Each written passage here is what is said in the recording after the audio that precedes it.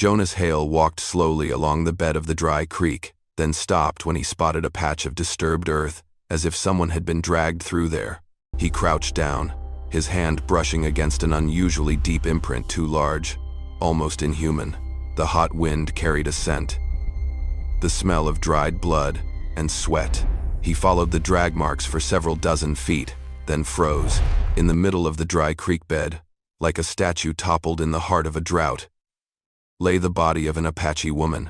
But she was not the slender kind Jonas had seen from afar during previous encounters. She was tall, with muscles rippling through her arms and shoulders, a body that still looked powerful even in defeat. Both her wrists were bound with coarse leather straps, tightened to the point of drawing blood. Her face, fierce with the marks of a warrior, was bruised and battered. Her lips were cracked, and her breath came in faint, shallow gasps. Jonas stood there for a long time.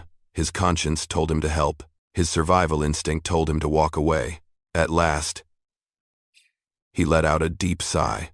"All right, I am here," he said softly, in a voice he had not used to care for anyone in a long time.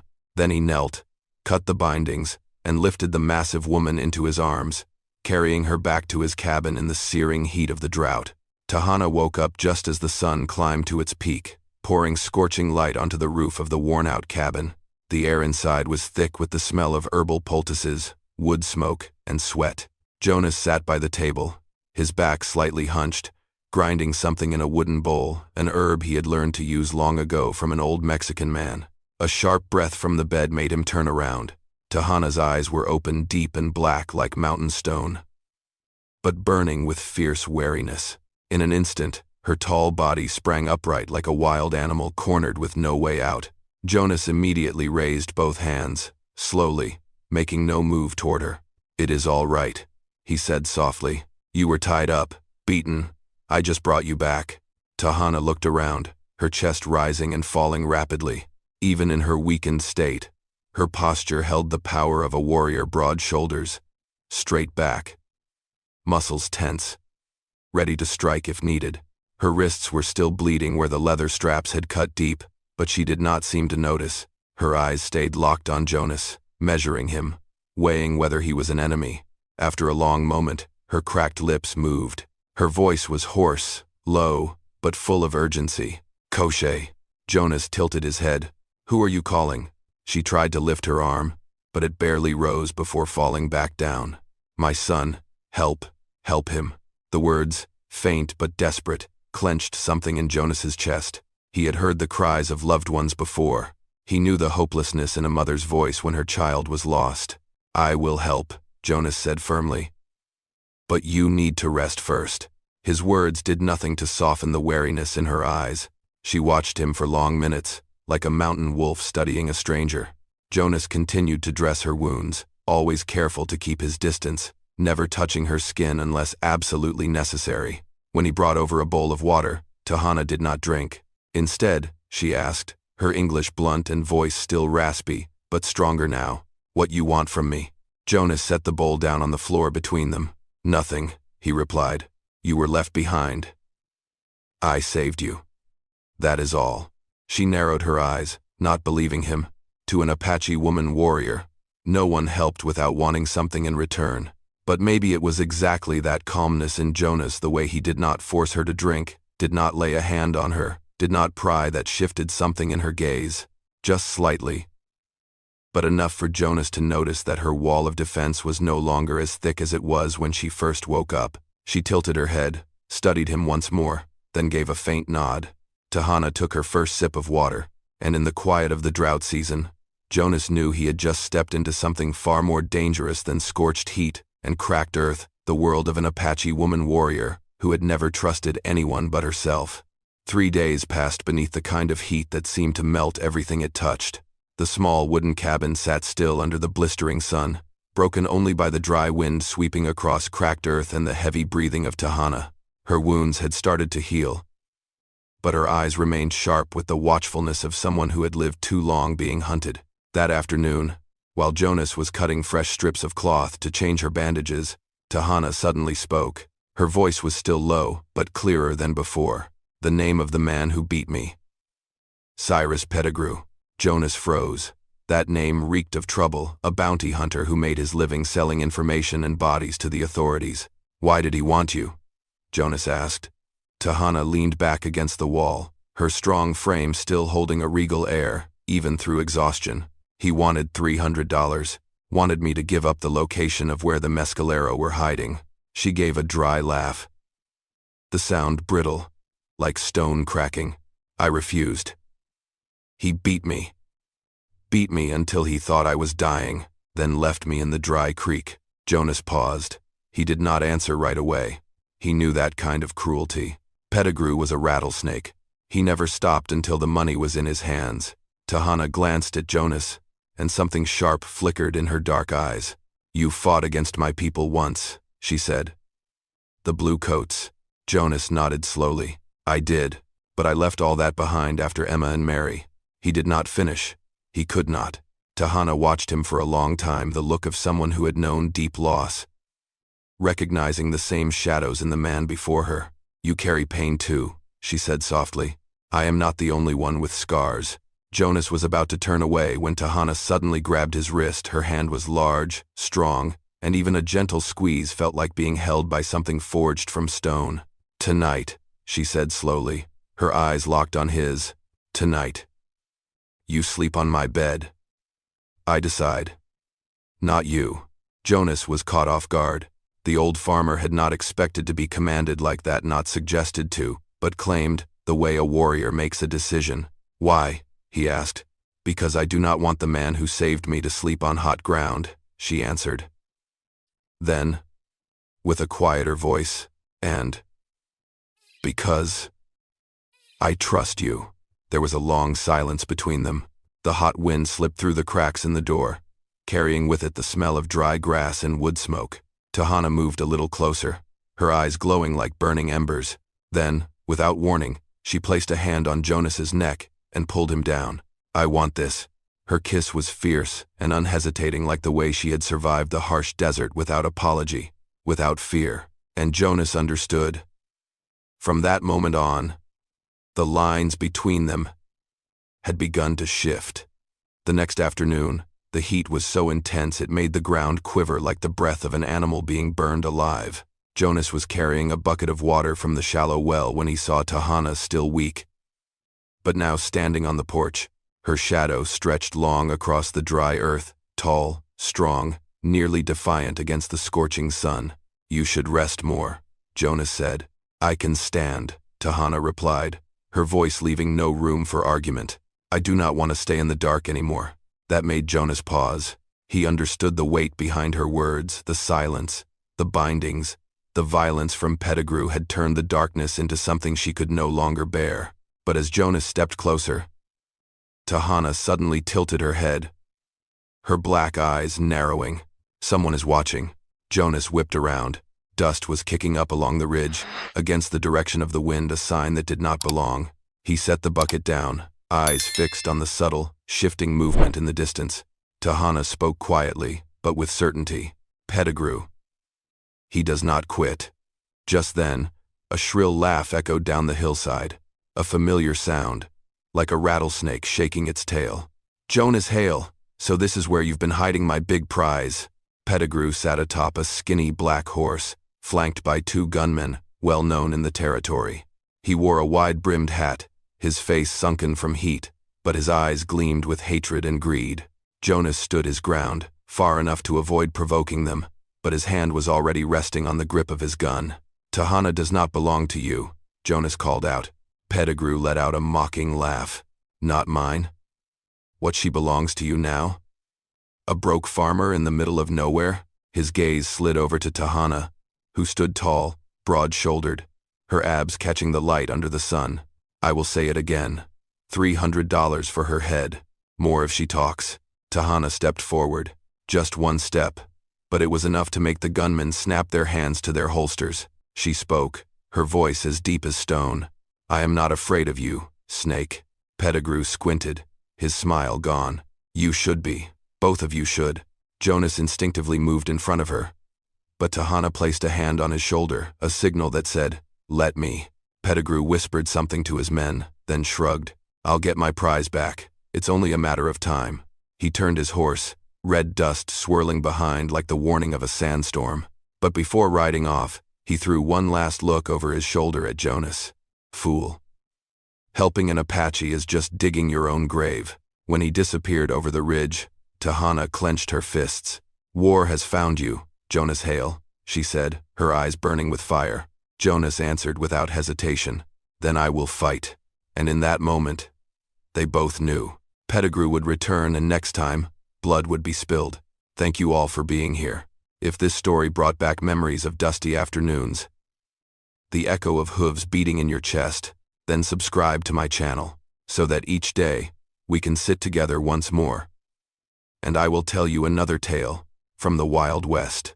The early afternoon sun fell like a red-hot blade, slicing through skin and flesh. There was no wind, not a single bird call. All of Sacramento Mountain seemed to hold its breath, waiting for what was about to come. Behind the cabin, Jonas checked each round in his old Springfield rifle. His hands trembled slightly, not from fear, but from the weight of knowing he could not let Tahana fight alone. Tahana stepped out from the cabin, back straight, shoulders broad like slabs of stone. Though her wounds still slowed her, she moved with the commanding presence of a warrior. She tied her hair back, tightened the knife belt at her side, and looked at Jonas. You stay behind me when the fight starts. I am bigger. I block bullets better. She meant every word. Jonas let out a soft laugh. You do not need to block bullets for me. Not for you, she said. With you.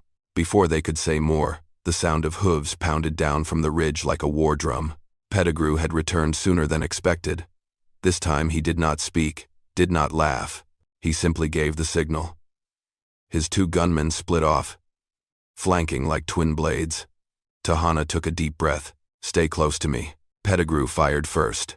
The gunshot ripped through the dry heat, the bullet slicing past Jonas's ear and slamming into a support beam with a sharp crack. Tahana moved faster than Jonas could follow. She rolled to the side, pulling him into a shallow ditch behind the barn. From there, she sprang up like a wildcat, returning fire with the pistol Jonas had given her. One of her bullets struck the right-hand gunman in the shoulder. He fell from his horse, rolling across the ground with a cry of pain. Pettigrew screamed, "You monster! I am going to tear you apart." He fired again and again, forcing Jonas to press flat against the dirt. But Tahana surged forward, using her size and strength to her advantage. She dodged the bullets with precise, graceful movements, then suddenly grabbed a fallen support beam and lifted it like a shield. Jonas saw his opening and took it. He braced the Springfield against a sun-scorched log and pulled the trigger. The shot cracked like thunder. The bullet tore into the chest of the second gunman. He tumbled from his saddle, limp. Only Pettigrew remained. He backed away, eyes bloodshot, then suddenly, he fired again. The bullet slammed into Jonas's shoulder. He collapsed. "Jonas!" Tahana roared, the roar of a mountain beast. She charged, faster than seemed possible across the searing ground. Before Pettigrew could fire again, Tahana grabbed his wrist and twisted hard. He screamed as the gun clattered to the dirt. In the breathless struggle that followed, she tore the weapon from his grip, flipped it around, and leveled it at his chest. She spoke slowly, each word like a sentence handed down by fate. "This ends now." Bang! Pettigrew fell into the red dust, his eyes still open, but seeing nothing at all. Tahana turned and dropped to her knees beside Jonas, her large hands trembling as they pressed against the wound, still pouring blood. "No. You do not die," she choked out. "You do not die. You hear me?" In the burning heat of the drought, all that remained was their breath and their fear. The battle was over, but the fight to keep Jonas alive had only just begun. Tahana all but carried Jonas on her back as they left the cabin.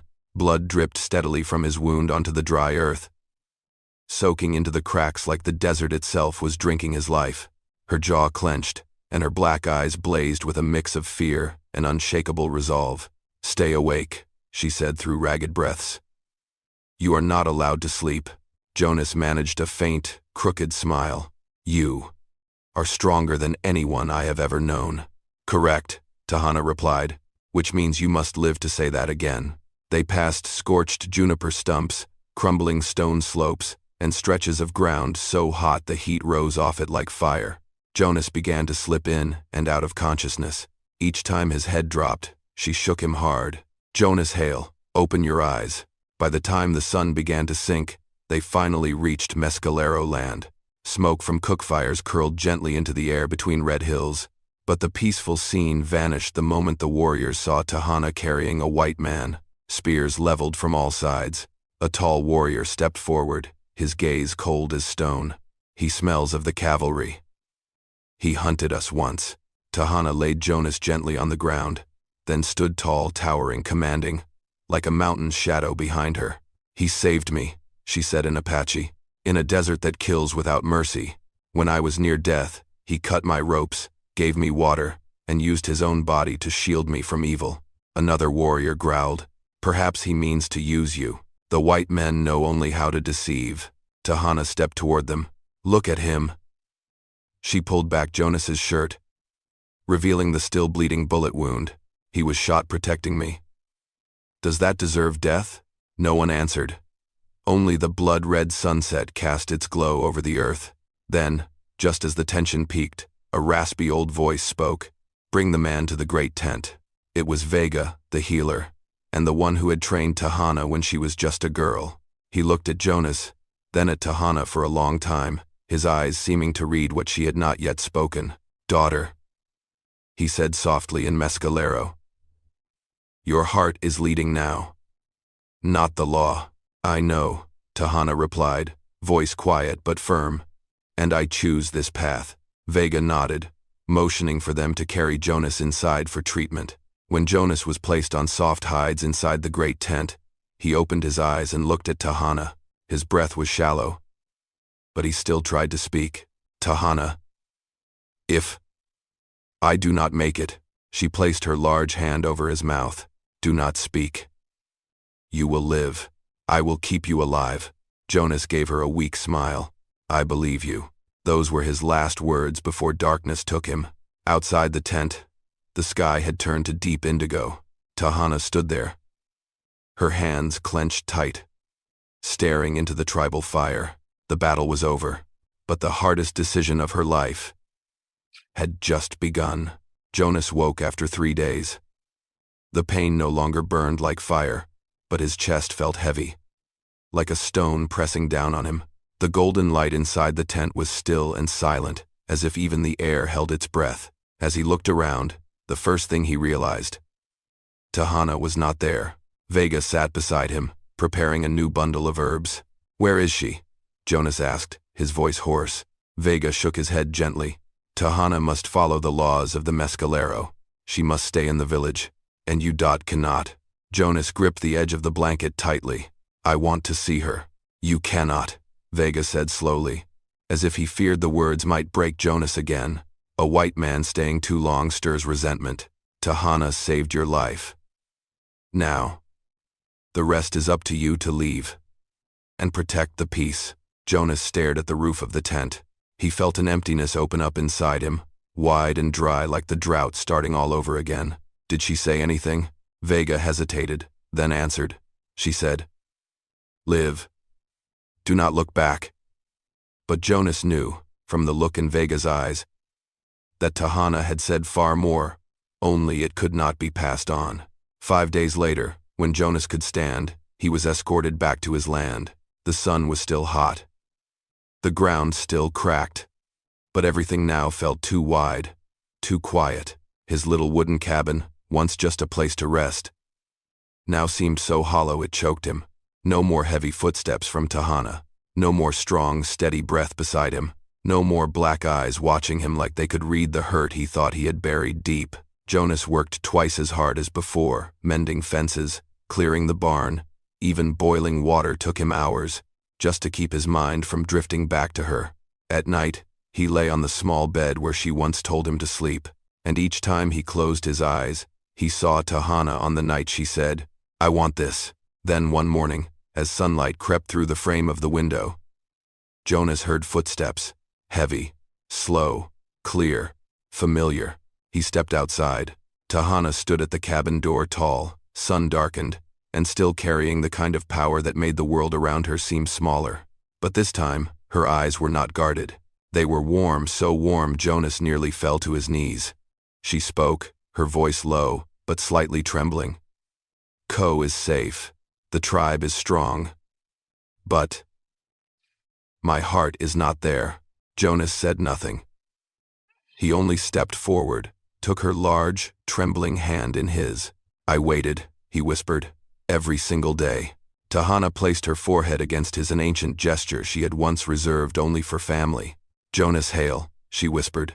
This time, I choose you. Since the day Tahana returned, Jonas's little farm began to change, as if the land itself had come back to life. The drought had not ended.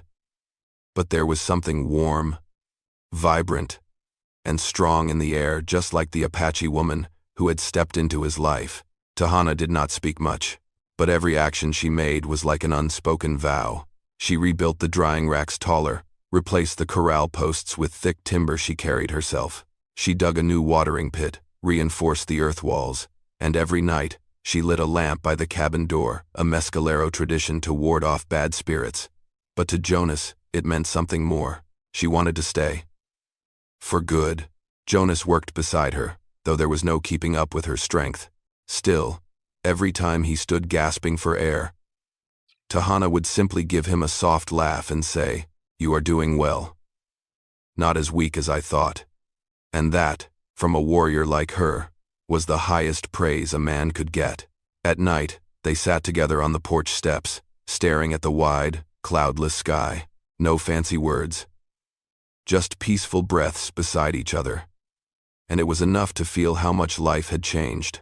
One evening, as hot wind swept across the scorched grass and the firelight danced across Tahana's sculpted muscles, Jonas asked, "Did your tribe accept you leaving?" Tahana looked into the distance. "They accept strength, and they accept choice." Then she turned to him. "And you?